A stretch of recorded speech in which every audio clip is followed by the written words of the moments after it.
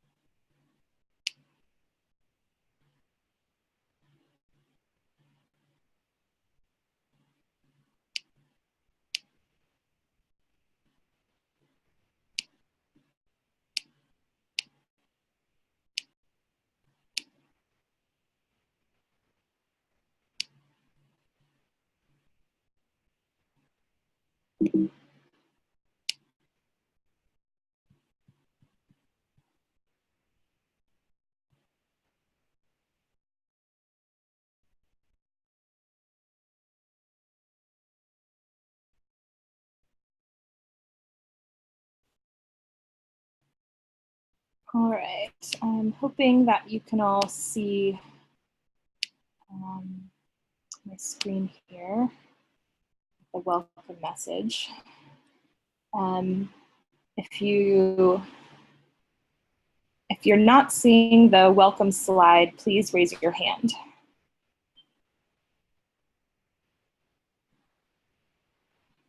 Cool, all right, I think that means we're good.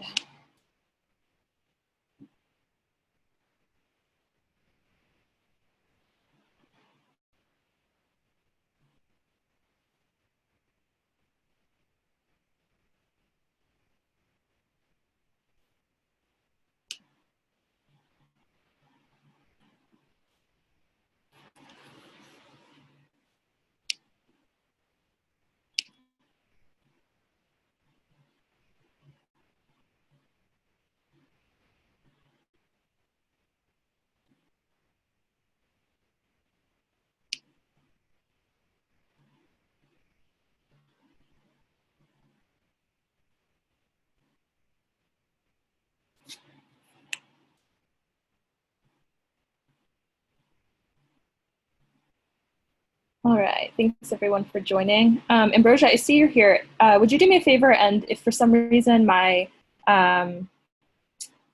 recording or video or anything gets messed up, could you just text me, because I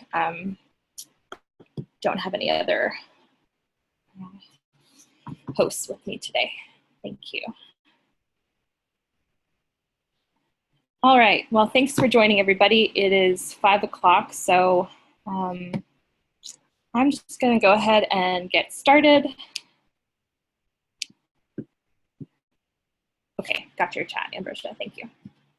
All right, we've got a quick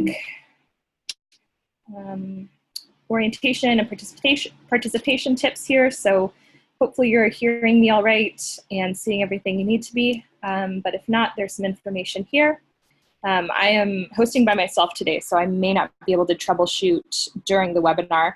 But if you're having trouble, you could chat it in the chat bar there, and there's should be a couple staff on watching the webinar, so they can help you out. Okay. So today we're going to talk about bird dogging. I'm really excited about this. We haven't talked about this much as Move to Amend, but as you probably know, we are amping up our tactics a little bit and trying to learn some new things that we can use, especially as we move into this next election season. So looking forward to this. So first we're going to do a quick overview of Move to Amend, just refresh ourselves about our vision and mission, what we're doing here in the big picture. Then we're going to talk about bird dogging. What is it and when do we use it? We'll go into details about coordinating an action, how we pull this off, building our questions and making sure that when we're bird dogging, we're doing it as effectively as possible. The importance of getting it recorded for social media, and then some upcoming opportunities and lots of good stuff. So let's first talk about Move to Amend. Move to Amend is a coalition of hundreds of organizations and hundreds of thousands of individuals who are committed to social and economic justice, ending corporate power, and building a vibrant democracy that is by and for the people and not built on corporate interests. So our goals are, of course, to pass the We the People Amendment, which says that corporations are not people and money is not speech. And that's the sort of concrete policy goal, but we also have a strong goal of promoting discussion and organizing about how to make real the promise of American democracy, and constitutional renewal is a tactic that we're using. So we see that there is a lot that needs to be done here in order to make real this promise that we've been given of democracy, and this is our contribution through a strong and bold people's movement. And the way that we get there is through our dedication to our principles and values, which we have held since the beginning. So anti-oppression and solidarity organizing are very important to Move to Amend strategy and values. So by anti-oppression and solidarity organizing, we recognize that democracy is not an electoral issue or strictly in one silo, but what it represents is liberation for all people. And so in order to really bring about a democracy and a democracy movement, we have to be rooted in understanding networks of oppression that are used against us to divide us. So we study oppression, and we root our work in anti-racism and other work that dismantles these systems of oppression. Coalition and movement building. So we are a coalition organization. We work with many other organizations to build a broad movement. We know that corporate power has its tentacles in almost every issue that we care about. And so we also know that amending the Constitution is a very heavy lift, and we can't do this on our own. So we work in coalition with others who share our values. We also prioritize grassroots organizing. So we know that politicians are not going to be the ones to give us what we want, but we have to build skills and build power from the grassroots up. So we are structured in such a way that we try to build power in communities across the country, from education to resolutions. And you can read more about what that actually looks like at our website if you don't already know. We also have a dedication to political education. So we continue to study past movements and political theory and other kinds of political education to keep us rooted in reality and to help us learn from past movements and struggles that have helped us get to the point where we are today. We also believe in political and economic independence. So we are not associated with any parties, we don't endorse any candidates, and we certainly don't get money from any interests that might want to sway our work.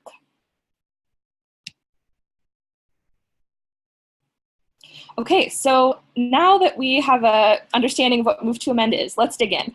What is bird dogging? So I'm not a hunter, but a bird dog in the hunting realm helps to flush birds out of the brush. So it goes into the bushes and shakes it up and makes the birds sort of fly out into the sky so that they're more vulnerable and out in the open. So I think a little bit more pleasant way of thinking about bird dogging is in a political context. So really that's to do the same thing to candidates. We want to get them out in the open, make them vulnerable, and ask them questions. So this is when we show up at an event and we are publicly asking candidates and elected officials questions about what we want them to talk about, to make commitments to, and the issues that we want to be on their radar, whether they plan on talking about it or not. Okay. So when do we use bird dogging? Bird dogging is an escalation tactic.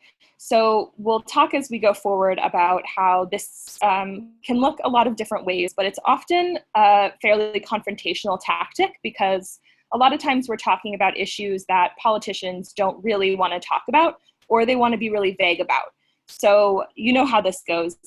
You ask a candidate a question and they sort of duck or maneuver around the question. And our job is to make sure that we actually are getting answers and that we're making them talk about things that need to be discussed. The goals of bird dogging are there's a variety. So we want to educate the candidate, of course. Candidates may know about this issue and just not want to talk about it or be upfront about their opinions, or maybe they don't know about this topic at all. So our job is to educate them a little bit, to educate the public. So that could be the people around us in the audience who are hearing our back and forth with the candidate, and the people who are going to see it later on social media or in other types of media. And we also want to make candidates take a position or make a commitment publicly so that we can hold them accountable later. So this is an important way to get their thoughts on public record, on video, so we can come back to them later and say, hey, you said this thing, and we want you to make good on that promise. Okay, I see some chats are coming in. Just letting you know, I will get to the questions at the end if we've got time. So I'll keep checking them just to make sure you can all still hear me, but keep them coming. I just may not get to them right away. So let's talk about coordinating a bird dogging action. What does this look like when we're putting something together? First, you want to assemble a team. So bird dogging can be done very kind of last minute. If you are presented with an opportunity to go in and talk to a candidate, you always want to do that because you don't want to be missing opportunities. But if we want to do this in a strategic way, we want to give it a little bit of forethought and planning. So we want to assemble a team of people. We'll talk about what those roles are in a moment. We want to choose a target, so a political candidate for office or an elected official. And we want to learn a little bit about that candidate or target's schedule and position on the issue. So what have they already said about what we care about? What have they voted for? What's their policy position? Generally, what should we know if we're going in to talk to them about an issue? And where are they going to be and when? So we're coming up on a really busy season with congressional recesses. Congress people will be back in their districts holding town halls. And of course, the presidential candidates are going to be touring the country, holding lots of public events. There's going to be lots of opportunities coming up for us to get a chance to use these skills. So we want to understand where they're going to be, have our clear roles. So before we go into, say, a town hall to ask questions, we want to know who on the team is going to play what role. And we'll talk more about this in a minute. And then we want to decide if when we go into the town hall, we are going to be visible and they will know that we are there to talk about a certain issue, or if we want to look like a supporter and be a little bit more undercover. And there's really good examples of both of these ideas being used and being effective in bird dogging. So it's going to really depend on, again, who the person is and what their position is and how confrontational we want to be. And this may end up escalating. You may start out going in looking like a supporter and just trying to get your questions asked in a fairly low escalation way. And if they don't give you the answers you want, or they continue to do something that does not support what you want them to be doing, you might amp up the confrontation a little bit and become more visible. And then you want to role play. So of course, before you do any action, you want to practice it, practice your questions, and practice being assertive in the way that you're asking the questions. Here's an example of people being really visible bird doggers. So you've got folks in an audience, they've got signs. You can see they are using their phones to record the interaction. Obviously, people know what they're there to say when they come in. So you've got this example. This is Code Pink up here on the left.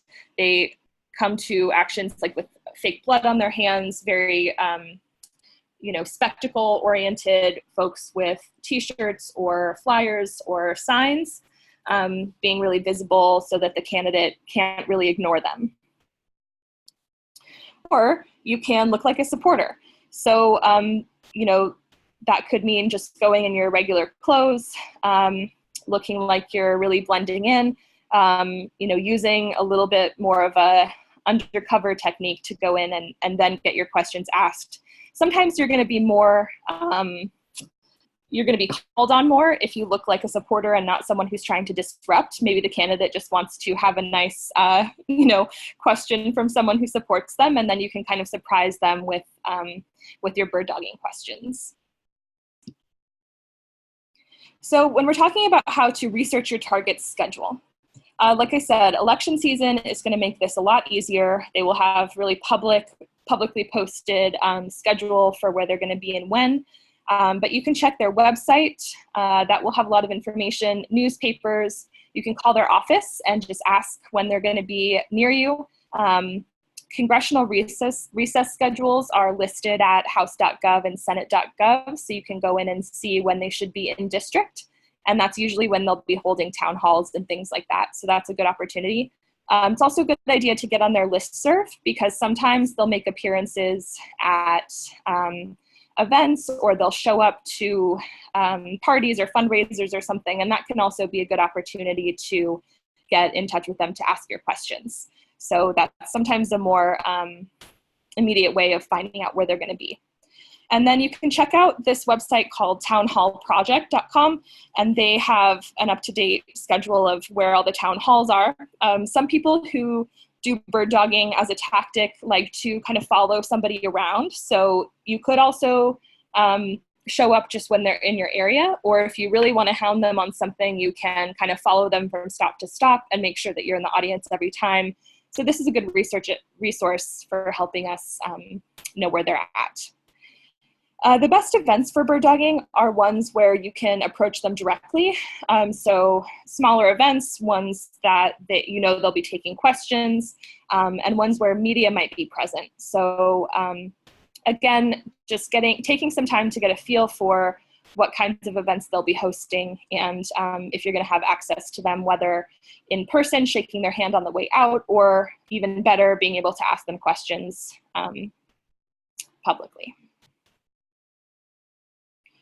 So when we're talking about roles for putting together a bird dogging team, you've got, I say 5 to 10 people is ideal, so that you can get a lot of people asking questions, kind of stack the audience with your people. But you can do this with as few as 2 people. I have seen folks do it on their own. Like I said, if you're presented with an opportunity and, excuse me, I'm a little sick, my voice is cracking. You can just take it and make sure that you're kind of filming with one hand with your phone and, you know, asking questions. And as long as you get the audio, that will be just fine. But 5 to 10 people really gives you a very, a full opportunity to really take advantage of being in the room and having the candidate as your audience. You want to make sure to have someone dedicated to filming. This is really important, and we'll talk about some tricks to make sure you get the best video that you can. But as you've probably seen, there's a million videos going around. The ones that really get attention and go viral and create change and hold these folks accountable are the ones that have a good, clear video of the candidate responding, putting out a public answer. This is super important. So this should be one person's job. If you've got a group of 5 to 10 folks, you know, you can have 9 of those people ready to ask questions and spread out throughout the crowd ready for that. And one person whose job is simply to get photos and video clips of the candidate responding. This is super important. And then, of course, your question askers. And we'll talk a little bit more about how to build those questions in just a moment.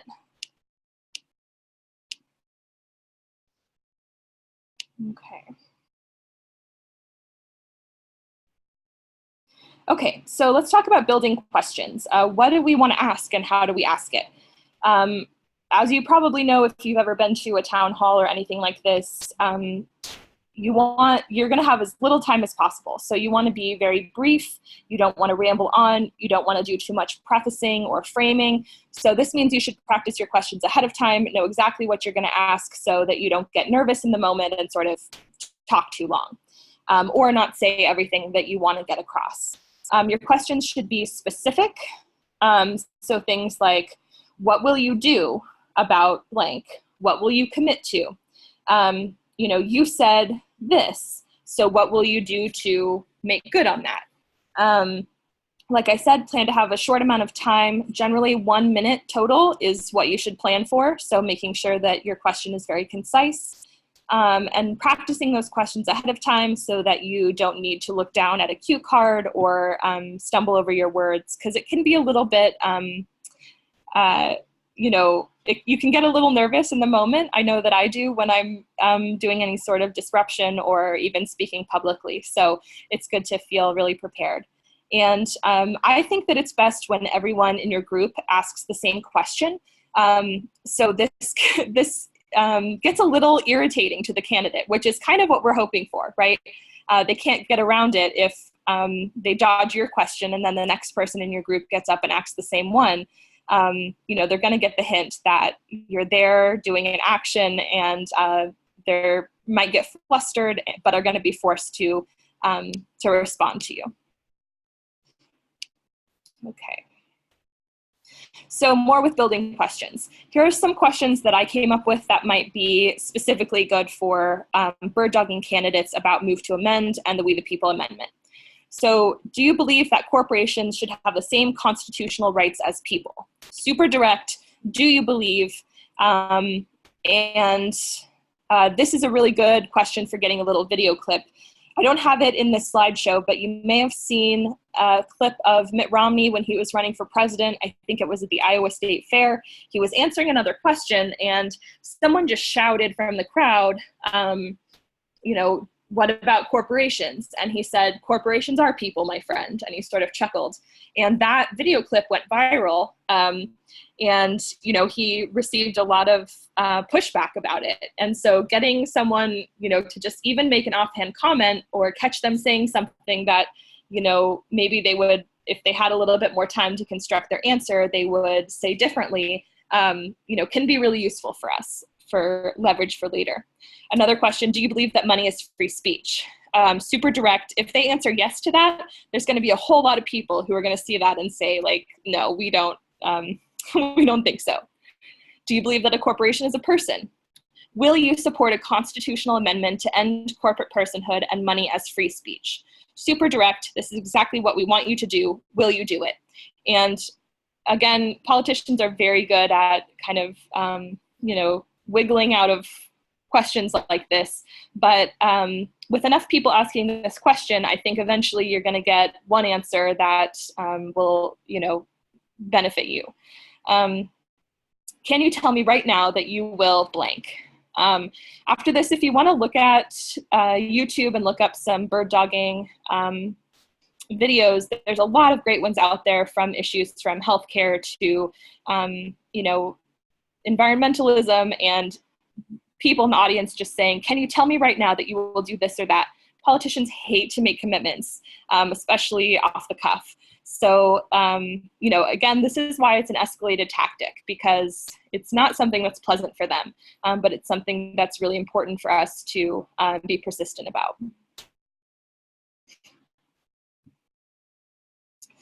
Okay, so when you get to an event, usually there's 3 types of ways that they will arrange it to take questions.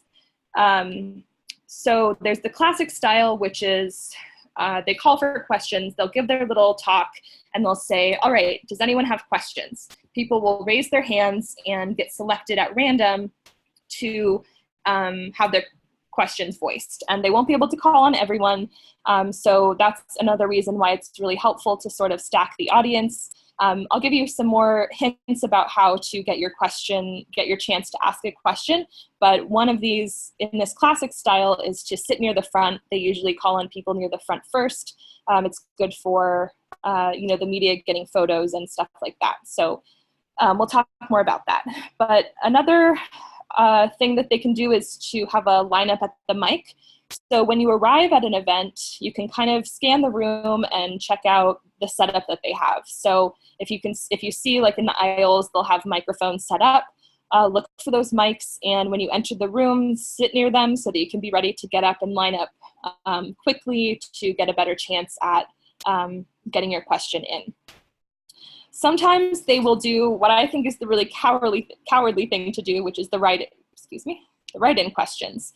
So this is really how they tailor their discussion, especially when a candidate is nervous or when they might be expecting a little bit of pressure from the audience. They'll have people write in their questions and then they'll select which ones they want to answer. So another reason why it's good to get as many people as possible to write in the question. It's going to be harder to ignore if you have 15 of the same question than if there's just one that they can toss out and not need to answer. Okay, how do you get selected to ask a question, especially when you're in the sort of classic scenario of call for questions and people raise their hands? So sit up close, spread out. If you have just one or two of you, it's a good idea to get up there in the front so that they'll see you and take the opportunity. But if there's a bunch of you, spread out through the room so that they're not seeing a consolidated group of 10 people all raise their hand at once. They might get a hint that you're up to something. So maybe go in looking like you're not all together. This is part of the more invisible option, where you don't go in all wearing the same t-shirt, but you go in looking like kind of random supporters, spread out. Don't make it look like you're all up to something on a team. You might have a better chance at getting at least one of you to get a question in. Sign up first if there's a list. So you want to get in there early and check out what the setup is, get on a list if there is one. Hands up. They say first, fast, and high. So this is a picture of Hermione for Harry Potter fans out there. You want to get your hand up, make sure they see you, be the first one up, look enthusiastic, smile. You might look like you're excited to ask them a question that they might be excited about. Maybe avoid looking like you're about to pull a gotcha on them so that they feel excited to choose you. And don't give up. This might take a couple times. This is why bird dogging is a tactic that a lot of people do kind of over and over again, because it can be hard to sort of fight the crowd. There might be a lot of people who have really good questions.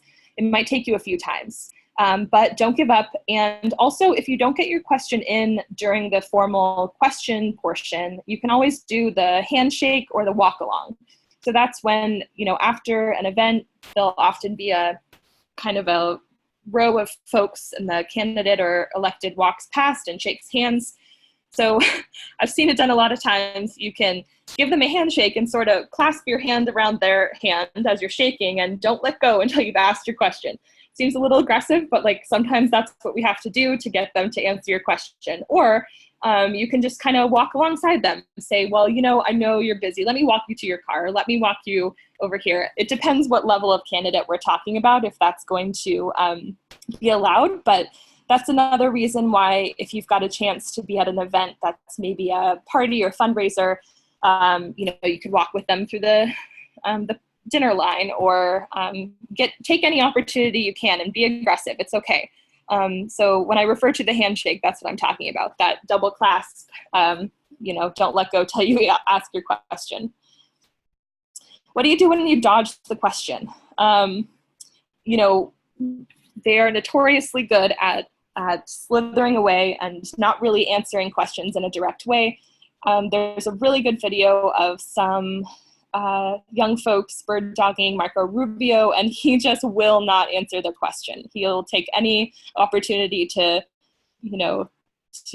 avoid giving them any sort of answer whatsoever. So you can be politely redirecting them. You'll have to feel that out in the moment, but you can use things like, so actually my question was blah, and kind of restate in very specific terms what you're asking. Or you can just say, I don't feel that you've answered my question. What I'm asking is, and then state it again. It's okay, because, this is what it takes, unfortunately, to get them to be real with us. You can also use audience encouragement. So if you've got other folks on your team who are in the audience, or often it's just other people in the audience who agree with you. Sometimes, like in this video of Marco Rubio that I'm referring to, the audience is sort of booing him whenever he dodges a question or is clearly disappointed in his lack of an answer. And that helps if the audience is stacked with your team.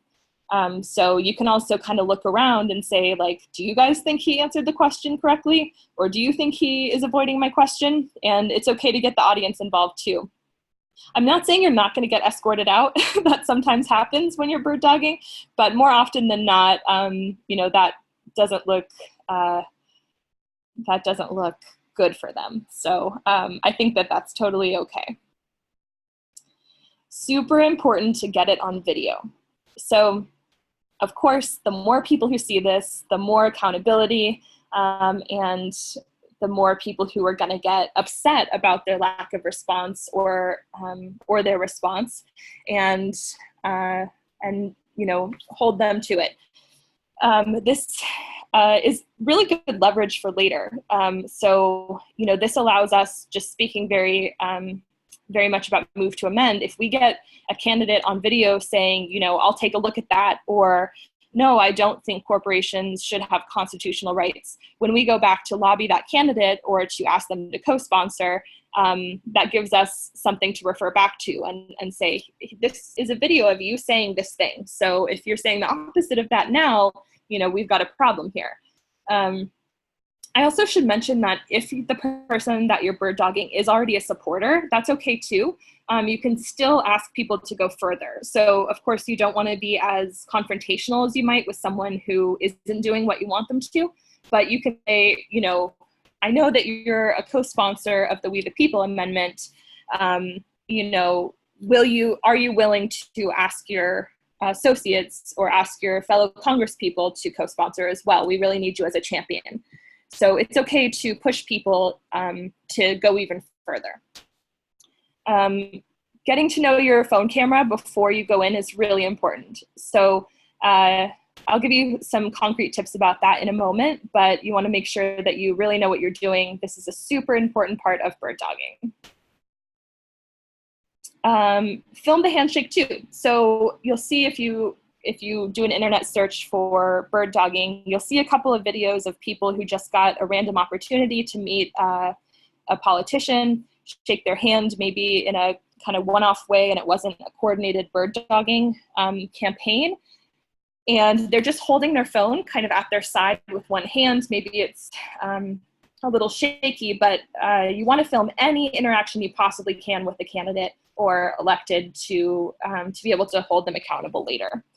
And capture the questions and responses. So the best possible video you could get would be someone who is not asking the question, getting a clip of the person asking and then the response or the back and forth, or if there needs to be kind of redirecting or restating the question, getting that whole exchange is going to be the best possible thing. You can always cut down video, but you can't expand it. So err on the side of filming more, and then send it to us. If you go out there this season and you're collecting some videos, even if you think they're not very good, we definitely want to see them. So shoot us an email or send it to us on social media. I'll also say that I think definitely the easiest thing to do is to use your phone camera to capture a video and then upload it later to social media or send it to someone. But if you're feeling really ambitious, you can also use Facebook Live. That takes a little bit more coordinating, but if you know how to do that, that's kind of 2.0. So feel free if you're comfortable doing that. Okay, some really more concrete tips for getting the video. Make sure your phone is charged. This would be a really sad thing if you went in and your phone died halfway through. Know where the microphone and the lens are so that you don't cover it with your fingers. I can't tell you how many times I've been frustrated because someone has a great video, but there's no sound because their finger was covering the microphone. That's super sad. So make sure that you know where that is so you can avoid that. Use two hands if possible. So holding up your phone with both hands so it's steady is always going to be helpful. Make sure you have enough memory or storage on your phone so that it's not going to tell you you're out of memory halfway through the video. And if you're the one filming, it's a good idea not to do too much cheering or booing yourself, because that will really crowd the audio. So you want to get other people sort of reacting to what's happening, but you yourself want to stay quiet because you're going to be the closest to the camera. And then get as close as possible. So if you're all spread out throughout the room, the person with the camera or who's responsible for filming might want to be somewhere kind of in the middle, so that depending on where the person who gets selected to ask the question is standing, you'll be able to get a good shot of them. Anything is better than nothing for sure, but of course, the better video, like the better viral potential it has. And then just hold the phone steady as much as you can. That's the two hands helps with that. If you can sort of rest your elbows on something, that helps, making sure the video is as good a quality as possible. So I'll just stress once again, this is a very important part. You may have seen a video a couple months back of a group of students who went in to talk to Dianne Feinstein about her refusal to really do anything bold on climate change. And they had a really good but really short video of her really being very patronizing to them and saying that, she knows what she's doing, they don't know what they're doing. That video went viral. Within 2 days, it had, millions of views, and, that would have been an audience of 30 people had it not been for this video. So this is a very important part of bird dogging. Okay, so here's where you can learn more. If you're coming to the National Leadership Summit next weekend, I really hope you are. It's going to be great. We're going to have some friends there from a coalition partner, Center for Popular Democracy. They're going to be there giving us a bird dogging training in person. And they do these trainings all over the country. I think if you can get 25 people in a room together, they'll come and give you a bird dogging training. I've done several of them in person. It's really great information, and they follow candidates around. They have a whole Bird Dog Nation listserv and group of people around the country who, this is what they do. They show up and they bird dog people. So there's tons of resources out there. I am certainly not an expert, but we're hoping to explore this tactic more, and this is going to be a good next step for our Free the People campaign that we're doing right now. We had a day of action on the 28th, and now we are going to amp things up for the rest of the year. So bird dogging could come in really handy as we have people hosting events all over the place. Other resources you can check out and places where I got some of the information for today's webinar come from the American Friends Service Committee, who has done a lot of bird dogging. Move On has some resources. Like I said, Center for Popular Democracy. We have a page about it, movetoamend.org, in our toolkit. The Ruckus Society has information, Backbone Campaign, and the Campaign for Guaranteed Healthcare. So this is a very widely used tactic. It's time-tested, and most of the time when you see a candidate saying something that goes viral, it's it's a response to bird doggers. So I highly encourage you to try it out. If you're a little bit nervous, it's okay to start low escalation and work your way up and get more bold as you go. Some upcoming opportunities. Like I said, presidential candidate, election season is in full swing already. So there's going to be people coming to your town or cities near you, and they want to talk to people. So let's really press them. Congressional recesses. There's a big recess coming up in August where they're home in district doing a lot of town halls. I know a lot of Congress people have been really bad about this and not doing a lot of town halls because they're kind of sick of us doing this. They are sick of having to talk to their constituents, but that's not okay. We have the right to tell them what we want, and they need to be listening. So there are still a lot of Congress people who do town halls, so let's show up. And like I said, if you can't get them in public, get them in person and get it on video. There just today actually went viral a video of Joe Biden responding to someone who was asking him about reproductive justice, and he was like wagging his finger in her face. And you know, it was just a personal interaction. It wasn't something that happened really publicly, but it went viral, and now he's getting a lot of pressure for that. So this is super important as we come up on election season. Okay, so that is the information I have for you today. I'm gonna look in the chat here and see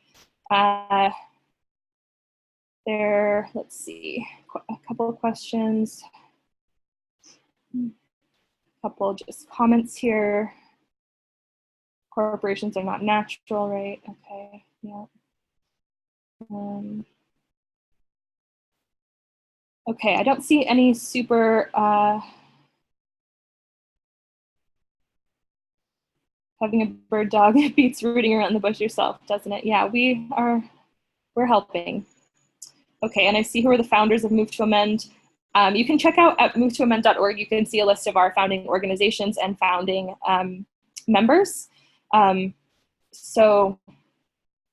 Oh, hey, Millie just said, created a bird dog form for presidential candidates. That is awesome. Thank you. Really helpful. We'll get that out to you as part of the follow-up from this webinar when we send out the recording of this. Let's see, founders of Move to Amend. If you go to movetoamend.org, over on the left-hand corner, there's like a tab, the furthest left tab. You can read all about our founding and who was there and how that all went down. I'm not seeing any more questions. So I hope that this was helpful for you. Like I said, we're just dipping our toe into this tactic. So I hope that this is interesting to you. Please feel free to email me, Jessica@movetoamend.org, if you have questions about this, or if you're going to try bird dogging and you want to talk it through first. I would love to help talk that through with you. And like I said, Center for Popular Democracy will be at the Leadership Summit giving a really great bird dogging training. It'll be interactive and really fun. So I hope to see you there, but if you're not there, please reach out if you want to do this. And we'll send more information as we go forward, but hopefully we'll get lots of people out there to be asking questions about the We the People Amendment and corporate power as we move forward.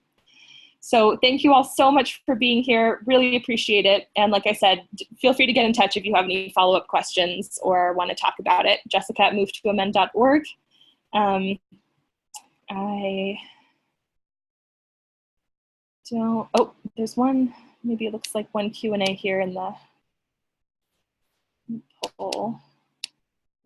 Okay, if you have a question, put it in the chat because I can't access the Q&A portion. But I think that's it. Thank you all so much for being here. I'll talk to you soon. Bye now.